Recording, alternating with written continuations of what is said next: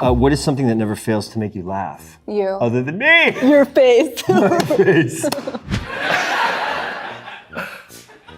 Everything has to stretch. Everything else is done.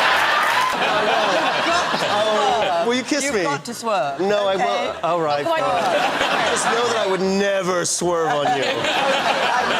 This is okay. So you chose what swerving? Pedro Pascal has a very dangerous way of wrecking an interview. He almost never fights the format, he just answers it a little too perfectly. One short line to Dakota can change the entire meaning of a question. One answer to Kimmel can make everyone realize the door they just opened. And on Graham Norton, all it takes is one ridiculous bit for Pedro to treat it like the most important part of the show. The people sitting next to him usually realize too late that they've already been pulled off script. With Dakota Johnson, that game starts almost immediately in the way they question each other. Dakota gives him a very safe prompt about an ideal night out, the kind of thing anyone could answer cleanly and move on from. Pedro hears the last few words, looks right at her, and turns the whole premise into something else. The question is still sitting there, but now Dakota has to play by the rhythm Pedro just created. The middle finger to Chris.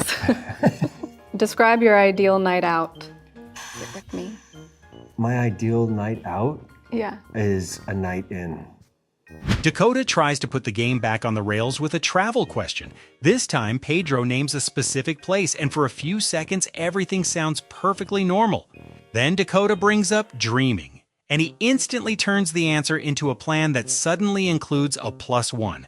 A geography question somehow becomes a question about the two of them. What country is on your bucket list to visit? Vietnam. Are we dreaming? Are we dreaming? Do we go together? Let's go. Because I go looked right at now. this and I answered it immediately. I was like, I knew exactly what I wanted to say, and it was Vietnam, and then you said Vietnam. Together. And Pedro doesn't only throw her off with charm. When Dakota asks about his first job, it should be one of the easiest, least dangerous prompts in the whole game. Instead, he chooses to sell himself with just enough deadpan conviction that you need half a second to realize he's fully committing to the bit. Hooking. Hooking. Because I'm... Gorgeous, intelligent, powerful. That's not what he normally says. Then Dakota gets to a childhood nickname, and the distance between interview and two friends roasting each other almost disappears. Pedro doesn't wait for the polite end of the story. He jumps in at exactly the wrong or right moment, and the prepared question loses control of the room. Yeah, my nickname as a little girl was Cock. You fucking idiot. Oh my God. With Grime Gran, Pedro changes tactics. He doesn't need to interrupt much because she opens the door herself with a compliment about his face. Instead of accepting it and moving on, Pedro sends the compliment right back in a way that makes the conversation feel more like a date than an interview. From there, it starts to feel like she's testing just how far he'll take every compliment. At your face. Me for one. Well, No. I'd sit and look at you for a couple of hours. Will you be my mirror? I'd be, of course I would. Of course I would. Thank you. At that point, almost any ordinary question can turn into flirting. When Grime Gran admits she falls for big stars, Pedro could easily let it pass as a sweet joke. He doesn't. He grabs it immediately and raises the intimacy another notch. I love England. I fall for all you lovely big stars. Where See? have you been all my life? Where you been all mine? By the time she asks whether they'd be compatible, there's almost nothing left to hide behind. The host gives Pedro an open lane, and he doesn't even pretend to think about it for the sake of distance. The speed and certainty of the answer are what make the moment land. Be compatible. We're incredibly compatible. The best part of this kind of exchange is that Pedro always finds a way to return the ball. At the end, Grime Gran gives him a genuinely warm compliment. Most guests would say thank you, smile, and let the segment close. Pedro needs only a couple of words to refuse being the person who gets all the praise. Views. Oh, Because your company's been absolutely lovely. yours better. On Graham Norton, the trouble has a different flavor. Pedro can expose himself before anyone else even gets the chance. He's talking about a name he clearly knows he probably shouldn't use, says it anyway, and realizes the mistake while he's still sitting there. Nobody has to call him out. He turns the slip into its own little scene. And There's two different versions Okay. of. I can't believe I said Baby Yoda. Well, you're not supposed to say That's that. the first time. Oh. I gotta go. Then Graham introduces a pronunciation difference that should be completely harmless. Pedro latches onto it with bizarre intensity, repeating the version he thinks is right until the exchange stops being about language at all. It becomes a moment where the whole room has to wonder whether this is a real argument or everyone is somehow being pranked together. It's a lasso. It's not a lasso, it's a lasso. It's totally a lasso. Like a lasso? Lasso? No. In the Wait a States, minute. we say lasso. Wait, in America you say lasso. Lasso. Absolutely. I've never heard that. Lasso. And once a ridiculous debate exists, Pedro obviously doesn't want it to stay theoretical. When Graham gets ready to turn the pronunciation argument into an actual performance, Pedro immediately cheers him on. He doesn't watch the chaos from a safe distance. He gives it the extra push. I should do it, right? Oh, yeah, Yes, yeah. please. Oh, nice. Oh, yes. Almost like that. Then Pedro tells a story where the funniest part is that he couldn't keep up with the big thing happening to him. There's an important phone call, a pill he had already taken, and a gap in his memory that leaves him hearing the good news again as if it were happening for the first time. So they called me to tell me that I had gotten the job, but I'd already taken the tablet. So I really didn't think. I thought that I would at least have to wait until the next day, you know? And Okay. yeah, and I remember actually. Yeah, that's cool. Yeah. I was like, oh my God. And then like a couple of minutes on the call went by apparently, and I was like, so what's up? Did I get the job? And they were like, Jimmy Kimmel has another way of puncturing the armor, put a tiny everyday detail on screen that Pedro thought belonged to him. A coffee order with enough espresso to make Jimmy double-check the math suddenly becomes evidence. Pedro doesn't treat it like cute trivia. He treats it like a hilariously personal violation. Jimmy barely has to do anything except keep a straight face. An insane order, by the listen. way.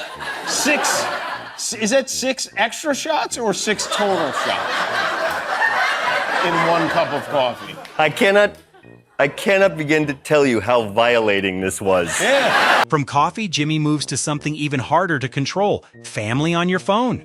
Pedro admits he left a WhatsApp group, and all Jimmy has to ask is why, before the story turns into the experience of being attacked by notifications every few seconds. No scandal required. A group chat is enough to make him surrender.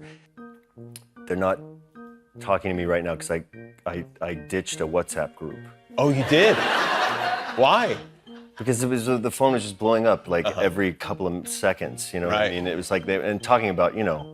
The funny thing is that leaving the group does not make Pedro a private person. Jimmy asks about keeping secrets, and Pedro draws a very strange boundary. On camera, he can be careful. With a stranger behind the wheel, apparently the standards change.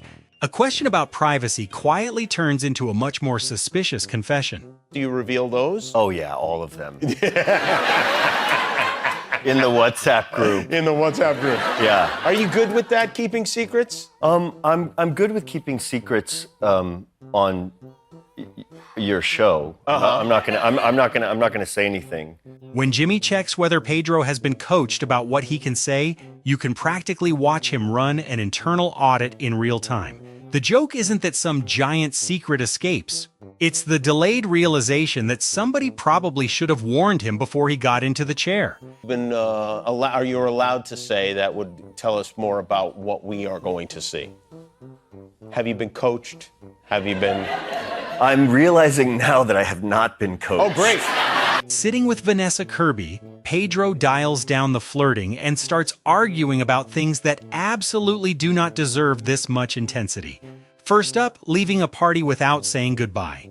He doesn't just pick a side, he describes the feeling of watching a friend prepare to disappear as if this were a social phenomenon worthy of serious study. Irish exits are perfectly acceptable when leaving a party.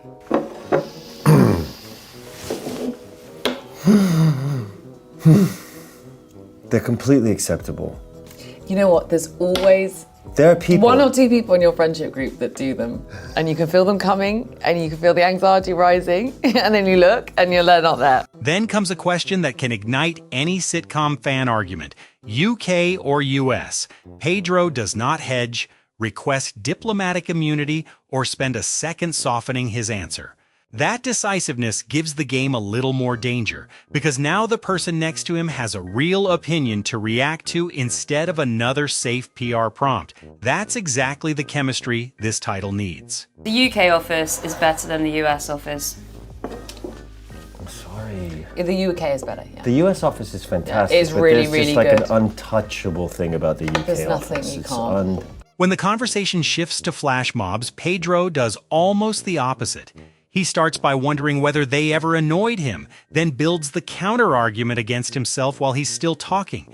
Vanessa doesn't need to challenge him. Pedro supplies his own opposition inside the answer. We should bring back flash mobs into 2025. Yeah. I don't think I ever got annoyed with the flash mob thing. Did it become annoying? I'm sure it did. Maybe that's why it went away. Flash mobs, that's like when you're like shopping in a mall and then people start doing a dance. Then they move into territory nobody can actually prove on the spot. Fantastic Four versus The Incredibles. A serious explanation would kill the game, so Pedro reaches for a reason so simple it sounds like the conclusion of a very long conference. The Fantastic Four Who would would beat the Incredibles in a fight. I think they would. I think they would. Size-wise. I don't think you've seen The Incredibles. What do you mean? Have you? Yes. Both? Yes. A debate about facial hair gives him another chance to take himself down. Once the topic moves to mustaches, beards, and a clean-shaven face, Pedro tries to describe the version of himself without facial hair. But the longer he talks, the more it sounds like he's protecting the world from ever having to see it. No one even has to throw the first punch. The truth is that I have neither. I grow such facial hair, but if I were to shave it all off, I really look very strongly disagree with a clean-shaven me. With Stephen Colbert, Pedro sometimes doesn't need a big punchline to change the temperature of the room. Stephen asks whether he was nervous, and instead of putting a polished answer over it, Pedro admits to fear in the past and in the chair right now. The honesty arrives so quickly that a formal late-night question suddenly feels very human. Colbert doesn't have to dig any further. Pedro drops the guard on his own. Were you nervous at the time? I was terrified. Wow. I'm terrified now. Oh, come It's a on. really big and beautiful theater. It's breathtaking. It's Isn't really it amazing beautiful? to be back. It's a little bit much for the very first talk show that you've ever done. though. Sure, yeah. Big space. Yeah, very big Yeah. space. And I was scared. I watched it back and I was like, oh wow, yeah, I'm not really breathing. A few minutes later, that caution disappears when tequila shows up on the desk. Stephen asks how he wants it, and Pedro immediately pushes the moment outside the safe zone with a challenge that sounds like he's personally checking where the limits of the show are. I'll have it in a glass. Okay, there you go. Can I drink? I can't, but I can't drink it. Or why don't you, You put can it in drink here? it. You can drink it. On camera? Yeah. Okay. What are they gonna do? Cancel me? Well, cheers. There you go. There you go. You don't have to have that much if you don't want. It's not bad. Okay, there you go. A question about behind-the-scenes material opens another kind of trouble. Pedro mentions videos he shot on set with his phone, then casually attaches one adjective that makes the whole thing sound much more suspicious than it needed to be. Nobody pressures him into confessing anything. He adds the part most likely to give a publicist a headache all by himself. With my illegal iPhone on that set. Oh, I bet they lock that stuff down. They lock it down, but not with me. When Stephen moves to the cello, Pedro could simply say he isn't very good. Of course he doesn't take the safe answer. He separates the skill of looking like you can play from what the instrument would actually sound like, then pushes the image of failure so far that the audience stops thinking about music altogether. Cello lip syncer. Oh, yes. In other words, like you're doing the right thing, but maybe the tone is from somewhere else. If you heard it, it would sound like I was killing an animal. Back on Graham Norton, Pedro has another weapon, destroying the cool image with the character voice itself. He explains how that low, breathy register sounded when he once tried using it in another context, but he doesn't leave it at description. He performs it, and the longer he goes, the less cool it sounds, and the more it becomes something nobody should ever whisper into another person's ear. Well, no, I tried to once, but it sounded so inappropriate because it's actually kind of a very breathy, low register bedroom voice.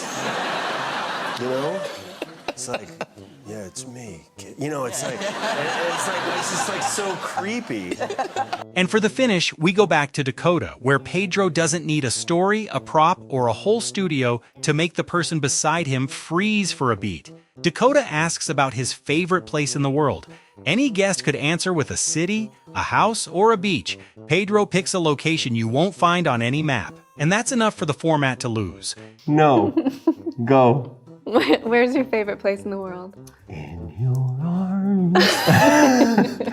That may be what makes Pedro Pascal interviews feel slightly out of control. He doesn't have to break the rules. He just spots a tiny opening in a question and turns it into something private between himself and the person sitting across from him. A compliment, a travel prompt, even a ridiculous pronunciation debate can become a payoff before the other person has time to rebuild a serious face. And that final moment with Dakota almost sums up the whole game. The question is completely normal, only the answer makes it impossible to stay normal. If there's a Pedro moment that broke someone even harder, drop it in the comments and like and subscribe for the next compilation.